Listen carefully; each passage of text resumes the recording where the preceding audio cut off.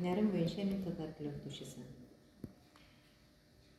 Ләкин балачактан ук безнең мәктәптә Яшьләр нче һәм ялкын журналына язылу һәм аны укып бару сәясәте бар иде. Без 1 сентябрьгә килгәндә подписка кугатып килә идек. Минем хәтеремдә 1 сентябрь көнне язылмыйча калынган, әни янына аша йөгереп менәм, әни гәҗиткә язылмаганбыз бит, мәктәпкә ничек барам дим, әни язылабыз, кызым язылабыз, кич белән язылабыз дип кайтарган кеше. Һәм Казан утлары журналы белән бер-ике вакытта без мәктәптә укысак та, мен Казан утлы журналының бөтен теге язмаларын укый идем. Миңа ул вакытта Рәдиф Поташлар, Фәйзуллиннар, алар ниндидер чит бер планетадагы ниндидер шундай гаҗәеп матур кешеләр булып тоела иде.